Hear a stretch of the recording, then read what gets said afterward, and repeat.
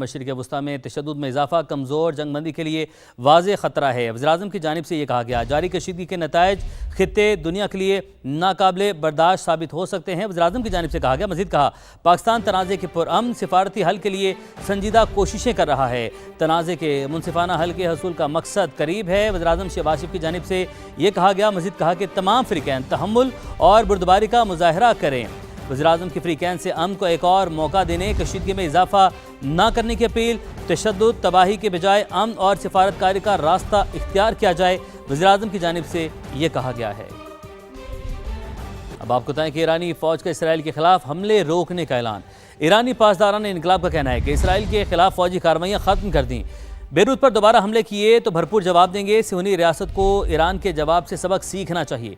ईरानी सदर मसूद पेज़ेश्कियान का कहना है, हम किसी धमकी से डर कर पीछे नहीं हटेंगे, अपनी कौम के हकूक़ का दिफा पूरी कुव्वत से करेंगे। सोशल मीडिया पैगाम में कहा, अमन और कौमी सलामती हमारी अव्वलीन तरजीहात हैं, सिफारतकारी और दिफा हमारी कौमी ताकत के दो पहलू हैं। हमने मैदान जंग खाली छोड़ा, ना मुज़ाकरात की मेज़। ईरान कौमी इत्तेहाद के साथ इस इम्तिहान में सुरखरू होगा। इससे कबल अमेरिकी सदर ने ईरान और इसराइल को एक दूसरे पर हमले करने से खबरदार किया था। सोशल मीडिया बयान पर डोनाल्ड ट्रंप का कहना था कि इसराइल और ईरान फौरी जंगबंदी के ख्वाह हैं। अमन के हवाले से हतमी मुज़ाकरात जारी हैं, कोई रुकावट ना डाली गई तो अमन माहिदे की तरफ पेशरफ जारी रहेगी। हतमी माहिदे तक आबना हुर्मस की नाकाबंदी पूरी कुव्वत से जारी रहेगी। दूसरी जानिब एक्सियोस ने दावा किया है कि वाशिंगटन ने ईरान पर इसराइली हमलों की मंजूरी नहीं दी।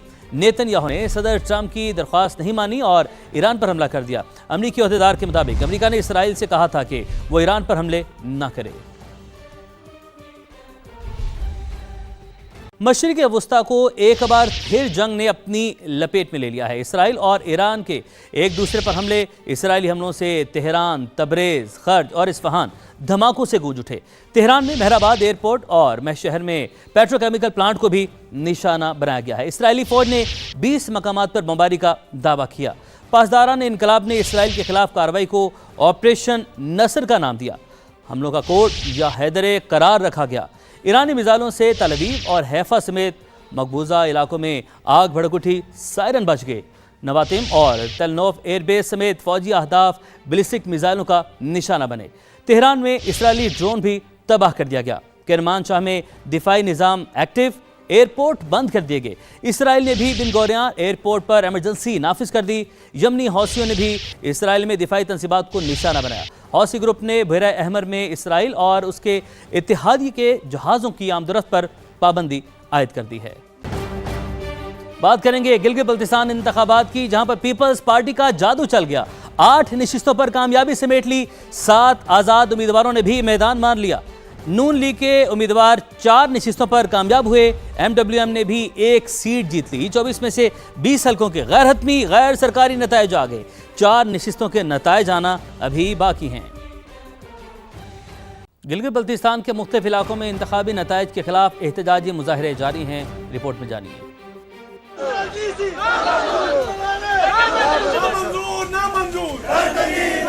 गिलगित बल्तिस्तान के मुख्तलिफ शहरों में इंतखाबी नताइज के खिलाफ एहतजाजी मुजाहरे। GBA 16 दियार 2 के इंतखाबी नताइज तनाज़े का शिकार। आजाद उम्मीदवार सैयद इमाम मालिक के हामियों ने नताइज के खिलाफ एहतजाज करते हुए DRO ऑफिस का घेराव किया। मुजाहिरीन ने बाज उम्मीदवारों को मुबैना तौर पर फायदा पहुँचाने और इंतखाबी नताइज में रद्दोबदल की कोशिश का इल्जाम आयद किया। हमारा हमें नोटिफिकेशन चाहिए था सर। रात को हम तकरीबन 1500 प्लस लीड पे थे। जब हम घर गए, सुबह जब हम 9 बजे वापस आए तो कहते हैं कि आप लोगों के वोट कम है और जो हमारी जो मुखालिफ टीम है उनके वोट ज़्यादा है करके हमारे साथ धांधली की है। एक लेडी ऑफिसर ने जो बक्सूस के अंदर से वोट उठा के कोई टोकरी में डाले, कोई पर्स में डाले, कोई नीचे फेंके। चिलास में मुश्तइल मुजाहिरीन को मुंतशिर करने के लिए पुलिस ने शेलिंग की। दूसरी जानिब अस्तोर में भी सियासी जमातों के कारकुनान और हामियों ने नताइज पर अपने तहफ़्फ़ुज़ात का इजहार किया। बिलखुसूस अस्तोर के अंदर ये सब को मालूम है कि खुला धांधली हुई है। जहाँ पर 500 वोट थे वहाँ 600 कास्ट हो गए हैं। बल्क पेपर्स जो थे वो जाली कास्ट हुए हैं, मोहर जाली बनाई गई है। प्रिजाइडिंग ऑफिसर्स ने वहाँ काउंट करते वक्त लिखा है कि इतने बोगस यहाँ जो है वो पेपर्स आए हैं, वोट्स आए हैं। सियासी कारकुनान शफाफ तहकीकात और नताइज के असर-ए-नौ जायजे का मुतालबा कर रहे हैं। चेयरमैन तहरीक इंसाफ बैरिस्टर गौहर ने गिलगित बल्तिस्तान के इंतखाबी नताइज मुस्तरद कर दिए। इस्लामाबाद में प्रेस कॉन्फ्रेंस के दौरान धांधली का इल्ज़ाम लगाते हुए कहा, जीबी इंतखाबात में भी जाली वोट डाले गए। बैरिस्टर गौहर ने दूसरी जमातों को जाली मैंडेट फराहम करने का भी इल्ज़ाम लगाया। दावा किया कि PTI 8 नशिस्तों पर कामयाब हुई, लेकिन फार्म 47 सिर्फ 3 नशिस्तों के दिए गए। इनमें 2 PTI और 1 MWM की सीट शामिल है। हम इस इलेक्शन के इंटायर प्रोसेस को, इस इलेक्शन को, इसकी काउंटिंग को, इसके फार्म को और इस रिज़ल्ट को हम रिजेक्ट करते हैं। ये इलेक्शन गिलगित बल्तिस्तान में धांधली ज़दा है। इलेक्शन पोलिंग डे पे भी धांधली हुई है, वोट स्टफिंग हुई है, बोगस वोट ला के पोल हुए हैं। उन लोगों को जिनको आवाम का मैंडेट नहीं था, एक बार फिर जाली मैंडेट दिया गया है। टोटल हमारे 8 सीट बनते हैं जिस पे हम 100% लीड में थे और हमें उसके फार्म 47 मिलना चाहिए था, जबकि हमें PTI के नाम के 2 और MWM का 1 मिला है। अब आपको बताएं कि विफाकी बजट की तारीख में फिर रद्दोबदल का इम्कान। हुकूमत की तरफ से बजट 12 जून को पेश करने की तजवीज़। बजट पहले 10 जून को पेश करने का ऐलान किया गया था। कौमी इक्तिसादी काउंसिल के इजलास का मामला भी कल तक लटक गया।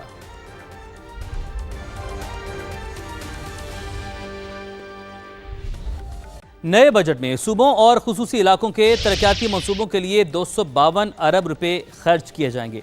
किस सूबे के लिए कितनी रकम मुख्तस करने की तजवीज़ है, आपको तफसीलात बताते हैं। चारों सूबों के लिए 99 अरब 21 करोड़ रुपए रखने की तजवीज़ है। सिंध के लिए सबसे ज़्यादा 50 अरब 69 करोड़। बलोचिस्तान की बात की जाए तो बलोचिस्तान के लिए 39 अरब और 75 करोड़, जबकि पंजाब के लिए 4 अरब 75 करोड़, जबकि खैबर पख्तूनख्वा के लिए सिर्फ 4 अरब रुपए की तजवीज़ शामिल है। जमशुदा इजला के लिए 66 अरब 36 करोड़, आज़ाद कश्मीर में 47 अरब, जबकि गिलगित बल्तिस्तान में 39 अरब रुपए से ज़ायद खर्च करने का मंसूबा है। कई बड़े सूबाई मंसूबों का बोझ विफाक के कंधों पर बरकरार रहेगा। ड्रग डीलर अनमोल उर्फ पिंकी के खिलाफ कत्ल केस की पुलिस तफ्तीश में गफलत का इंकशाफ। Deputy district public prosecutor Arif Setai ने भांडा फोड़ दिया। अबूरी चालान स्क्रूटनी मुकम्मल करके वापस पुलिस को भेज दिया गया। बताया गया कि पुलिस ने बगैर जवाज़ FIR के इंदराज में तकरीबन 30 दिन की ताखीर की। चालान भी 12 दिन ताखीर से जमा करवाया गया। उधर ज़राए का दावा है कि पुलिस ने कत्ल केस को संजीदा नहीं लिया। अनमोल उर्फ पिंकी की हवालगी लेने के लिए कत्ल केस को इस्तेमाल किया गया। मज़ीद मालूमात हासिल करते हैं। समा के नुमाइंदगान हमारे साथ मौजूद हैं, लियाकत अली राना और नवीद कमाल हमारे साथ मौजूद होंगे। लियाकत, आप बताएगा कि क्या संगीन गलतियाँ सामने आई हैं पुलिस तफ्तीश में?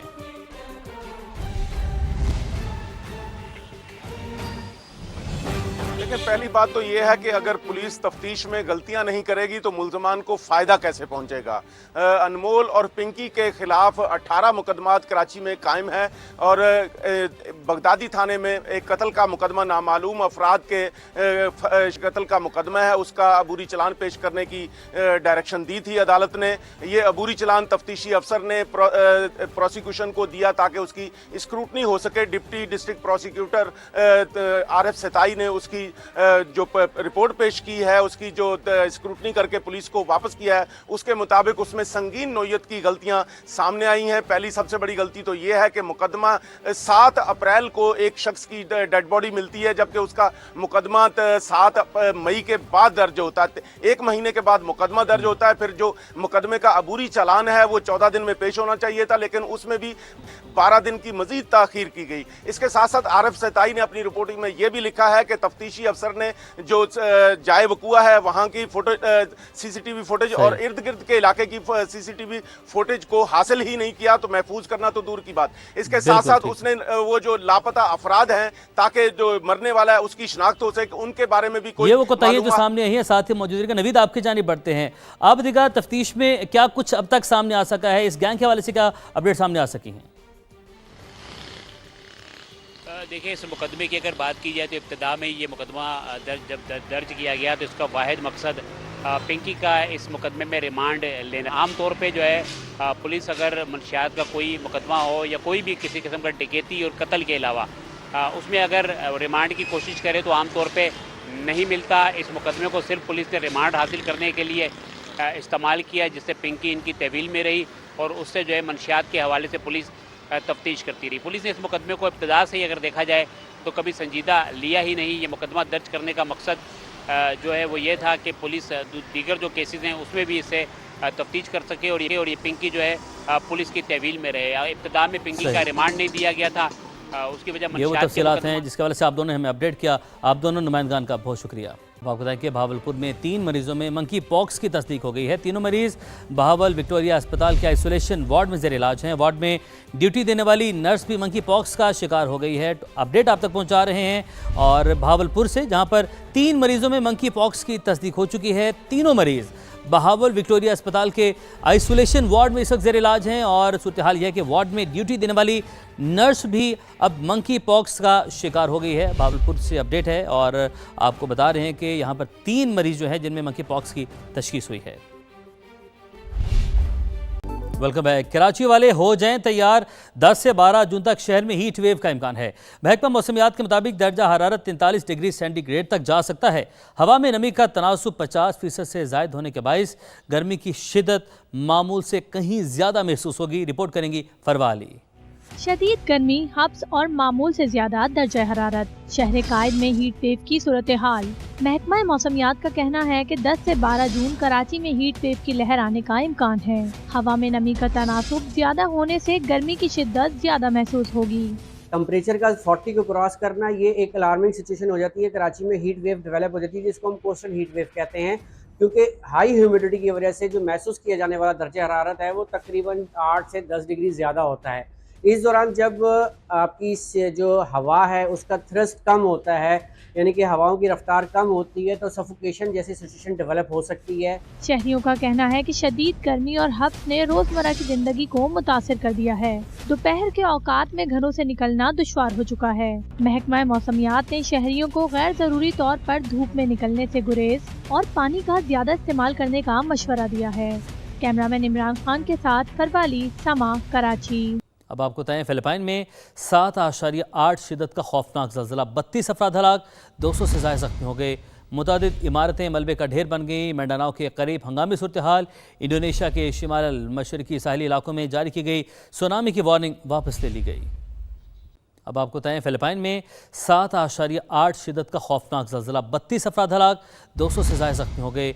मुतादिद इमारतें मलबे का ढेर बन गई। मिंडानाओ के करीब हंगामी सूरत हाल।